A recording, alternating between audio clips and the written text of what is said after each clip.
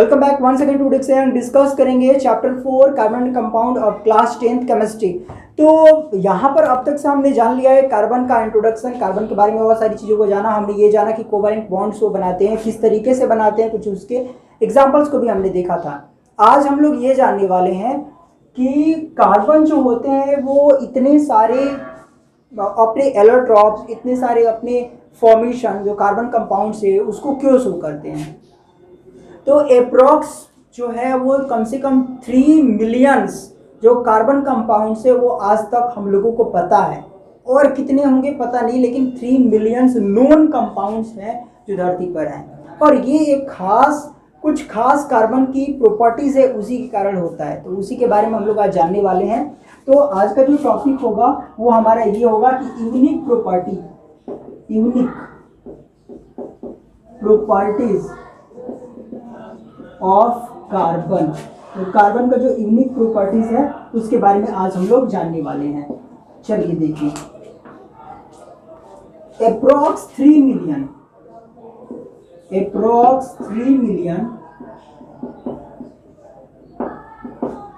Carbon compounds are known today.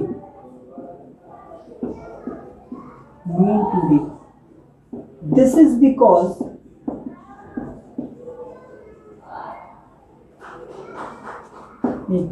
carbon shows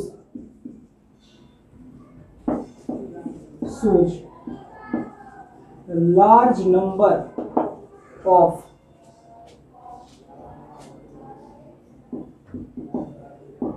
its carbon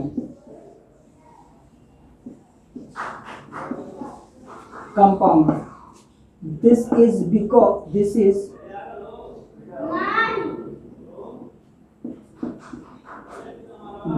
of unique nature of carbon. तो ये किस लिए होता है? क्योंकि कार्बन के कुछ यूनिक नेचर्स हैं। ठीक है, बहुत सारे कार्बन अपने कंपाउंड्स को शो करता है, और इसके पीछे में सिर्फ एक रीजन है, ये कि जो कार्बन होता है वो अपने कुछ यूनिक नेचर को कंटेन करता है। और वो यूनिक नेचर्स कौन कौन से हैं उसको हम लोग डिटेल में स्टडी करने वाले हैं। तो जो पहला नेचर होगा वो आपका है कैटेनेशन। इसको आप लोग देखिए, पहला जो नेचर इसका है वो ये है,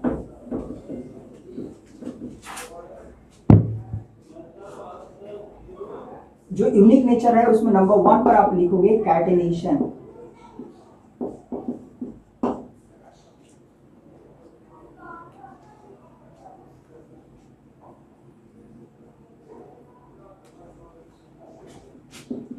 The property of self-linking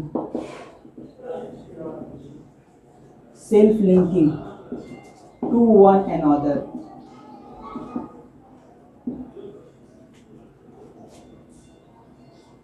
and form long chains।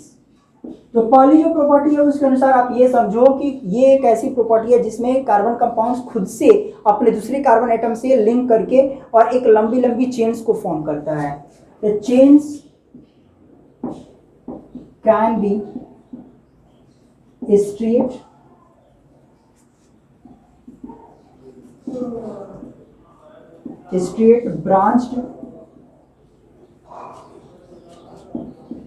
branched और साइक्लिक। तो ये ब्रांच्ड हो सकते हैं, साइक्लिक हो सकते हैं, या फिर स्ट्रेट चेन हो सकते हैं। अच्छा, सवाल अब यहाँ पर ये उठता है कि सर ये इस तरह की प्रॉपर्टी क्यों शो होती है और कैसे हो जाती है। तो देखो, इसमें सिंपल सी एक बात समझो कि कार्बन कंपाउंड जो उसके बैलेंस इलेक्ट्रॉन है, जो आउटर मोस्ट शेल में नंबर ऑफ इलेक्ट्रॉन्स है, वो दूसरे कार्बन एटम से कंबाइन होकर के और अपने आप को सेटिस्फाई कर लेते हैं। ठीक है ना, अपने ऑक्टेट को सेटिस्फाई कर लेते हैं। इसी कारण से ऐसा घटना घटता है। This is happened because of valency of carbon satisfied by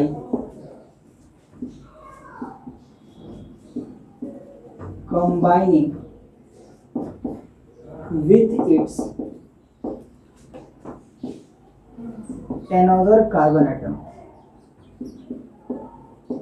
तो अपने दूसरे किसी कार्बन एटम से वो कंबाइन होकर के और अपना जो है वो वैलेंसी को कंप्लीट कर लेता है, ऑक्टेट को कंप्लीट कर लेता है, और इस कारण से यहाँ पर जो है वो बहुत सारे लॉन्ग जो होते हैं वो रेंज ऑफ स्टेट चेन्स जो हमें दिखलाई देते हैं। अब ये देखो चेन्स का जो फॉर्मेशन होता है वो आपका, जैसे मान लो एग्जाम्पल ग्रुप में आपको दिखाते हैं, जैसे ऐसे हो सकता है, ऐसे देखो एग्जाम्पल ग्रुप में ये देखो, ये आपका लॉन्ग ऐसे ये स्ट्रेट चेन हो गया।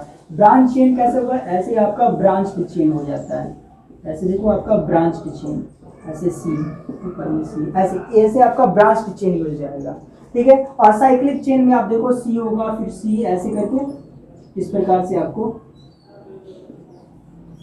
से आपको सी मिल जाएगा। तो इस तरीके से जो अलग अलग प्रकार के चेन्स होते हैं वो आपको विजिबल होते हैं, अलग अलग प्रकार से दिखलाई देते हैं। ये आपको दिखलाई नहीं दे रहा है, ठीक है। तो साइक्लिक जो होंगे वो गोल पूरा राउंड में कंबाइन हो जाएंगे एक दूसरे से, स्ट्रेट में कंबाइन हो जाएंगे, ब्रांच में कंबाइन हो जाएंगे। तो इस प्रकार से ये जो कैटेनेशन प्रॉपर्टी होता है वो क्या शो करता है, तो लॉन्ग फॉर्म्स ऑफ कंपाउंड्स को शो करता है। तो ये किसकी खास प्रॉपर्टी है। अगली प्रॉपर्टी की तरफ में टर्न होते हैं, अगली प्रॉपर्टी देख लेते हैं। अब एक बार इसका स्नैपशॉट ले लो, फिर अगली प्रॉपर्टी देखते हैं हम लोग।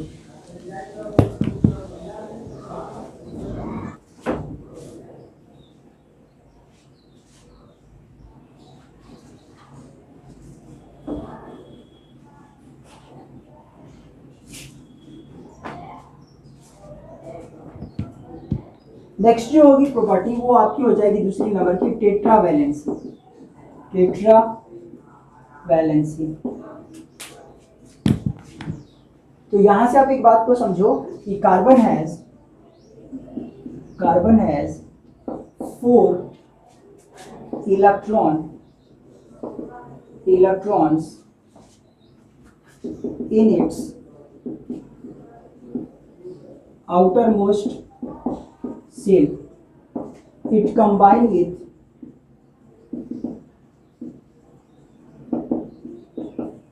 other monovalent atoms। अब मोनोवैलेंट एटम्स क्या होते हैं, जैसे मान लो आपका हाइड्रोजन हो गया, नाइट्रोजन हो गया, ऑक्सीजन हो गया, फ्लोरीन हो गया, सल्फर हो गया, एटीसी इत्यादि से अब ये जो होगा वो कंबाइन होगा। मोनोवैलेंट एटम्स फॉर्म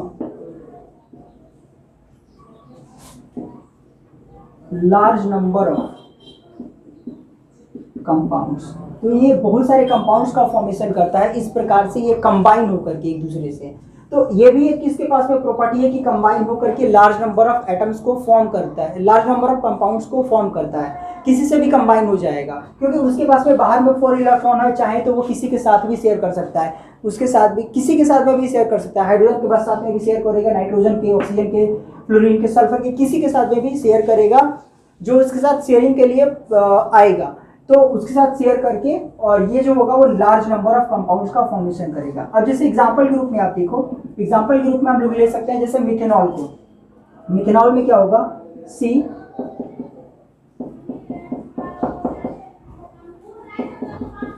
और ये OH हो गया।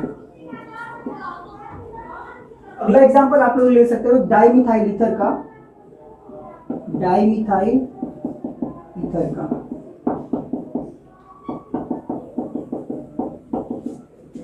डाइमिथाइल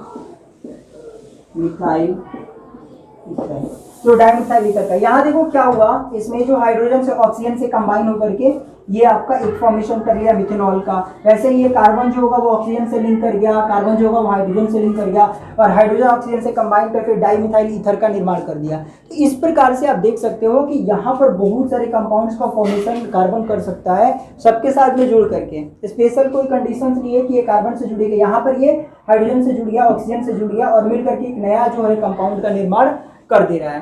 तो यहाँ से इस बात को समझेंगे, आगे बढ़ेंगे और अगली जो प्रॉपर्टी होती है उसको हम लोग समझने वाले हैं।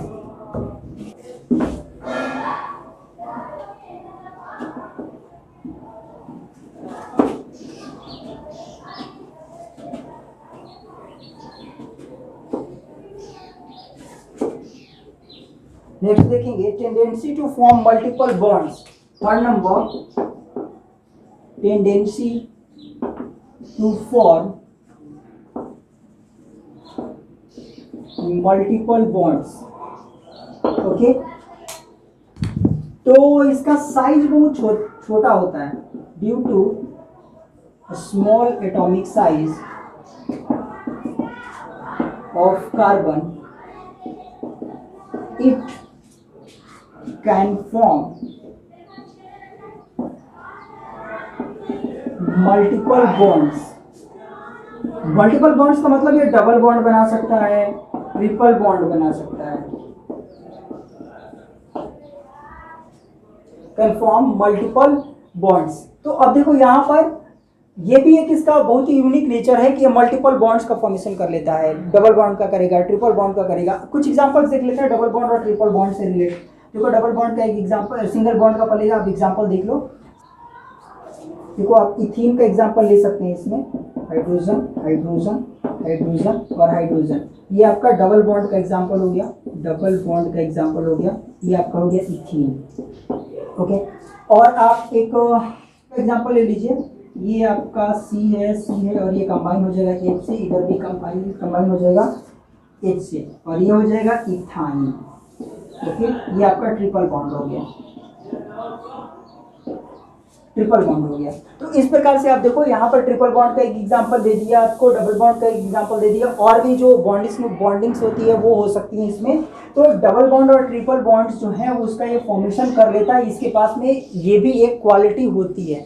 तो आगे बढ़ेंगे और अगला जो आपका प्रॉपर्टी है उसके ऊपर में हम लोग चलते हैं, उसको हम लोग समझते हैं। 4th number,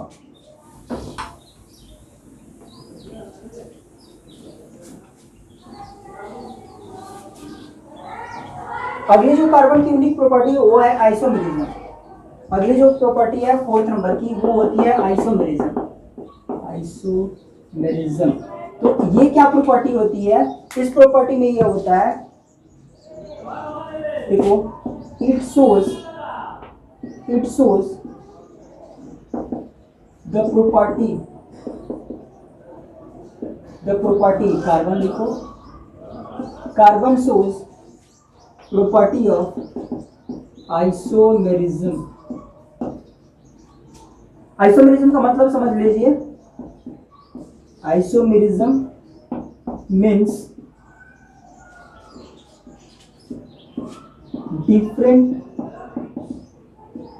structure with same molecular formula। ठीक है ना, कंफ्यूज नहीं होना है, ये डिफिनीशन नहीं है ऊपर वाला, ये इसके डिफिनीशन के रूप में इस्तेमाल कर सकते हो। आइसोमेरिज्म का मतलब ये होता है कि स्ट्रक्चर्स डिफरेंट होंगे लेकिन उसका जो मॉलिक्यूलर फार्मूला होगा वो एक ही रहेगा। जैसे एग्जांपल ग्रुप में आप देखो, इसका एग्जांपल आप लोग देख लीजिए। एग्जांपल इसका ले लेते हैं, जैसे C2 हो गया, H6 हो गया और O हो गया। तो इसका जो एग्जांपल होगा कुछ इस प्रकार से हम लोग ले सकते हैं कि एक कार्बन है, उसको कार्बन से लिंक करते हैं, ऊपर में इसमें हाइड्रोजन दे देते हैं, यहाँ पर एक हाइड्रोजन, यहाँ पर एक, यहाँ हाइड्रोजन, एक यहाँ हाइड्रोजन, एक यहाँ हाइड्रोजन और यहाँ OH। ये क्या बन गया आपका? इथेनॉल बन गया, इथेनॉल बन गया। ठीक है, अच्छा, एक इसी सेम मॉलिक्यूलर फार्मूला से, ये ऊपर वाला क्या लिखे? मॉलिक्यूलर फार्मूला, C2H6O क्या है? Molecular formula. इसी मॉलिक्यूलर फार्मूला से हम लोग एक और स्ट्रक्चर जो है उसको बनाते हैं। देखो अगला जो स्ट्रक्चर होगा हमारा, कार्बन हो गया, हाइड्रोजन ऊपर जुड़ा, इधर जुड़ा, इधर जुड़ा, यहाँ पर ऑक्सीजन हो गया, यहाँ पर कार्बन जुड़ा, और इसके बाद फिर यहाँ हाइड्रोजन, यहाँ हाइड्रोजन और यहाँ हाइड्रोजन। ये आपका बन गया डाई मिथाइल और ether, di methyl ether. Okay, तो सिंपल सी बात है, देखो एक ही जो मॉलिक्यूलर फार्मूला है इसे रिलेट करके दो आपके फिगर्स यहाँ पर बन रहा है, दो आपके स्ट्रक्चर्स आ रहे हैं। तो जिस तरीके से ये जो होगा वो क्या हो जाएगा? आइसोमेरिज्म होगा। एक ये प्रॉपर्टी शो करता है। आप इसको भी, इसका स्नैपशॉट ले लो, और लास्ट एक जो है वो बॉन्ड स्ट्रेंथ जो है उसके बारे में मैं बताऊंगा। इसका एक और एग्जांपल आप लोगों को दे देते हैं।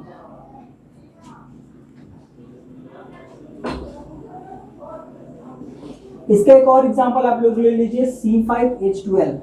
तो वो जो C5H12 है आपका, अब एक और एग्जांपल ले लीजिए C5H12। ये भी आपको 3 फॉर्म में मिलेगा, आपको N-पेंटेन, आइसोपेंटेन और नियोपेंटेन। ये भी आपको 3 फॉर्म में मिल जाता है। ये भी आपका पिछला आइसोमेरिज्म का ये एग्जांपल हुआ। अच्छा, अगला देखते हैं बॉन्ड स्ट्रेंथ। जो 5th नंबर होगा वो हो जाएगा आपका बॉन्ड स्ट्रेंथ। तो बॉन्ड स्ट्रेंथ भी इसकी एक यूनिक प्रॉपर्टी है, और ये क्यों होती है? तो due to small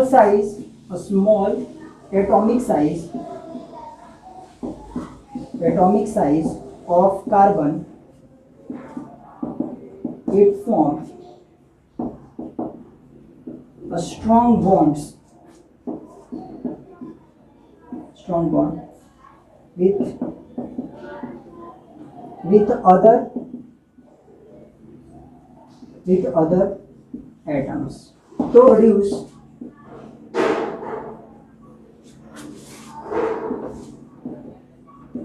stable compounds. Stable जो कंपाउंड्स है उनको फॉर्म करने के लिए ये क्या करता है, एक स्ट्रॉन्ग जो होता है वो बॉन्डिंग करता है, शेयरिंग बॉन्डिंग करता है, शेयर्ड बॉन्डिंग जो होता है उनके बीच में होता है, और इस तरीके से जो बॉन्ड स्ट्रेंथ होता है वो मजबूत होने के कारण जो लॉन्ग रेंज ऑफ कंपाउंड्स होते हैं वो शो करता है। तो this is the overview of your unique properties of the carbon. ये जो है पूरा ओवरव्यू है आपका कार्बन जो यूनिक प्रॉपर्टी है कार्बन का उसका। अगले वीडियो में हम लोग मिलेंगे और कुछ और कार्बन एंड कंपाउंड से रिलेटेड अच्छी बातें करेंगे। आज के लिए इतना ही, फिर मिलेंगे नेक्स्ट वीडियो में। जय हिंद, जय भारत।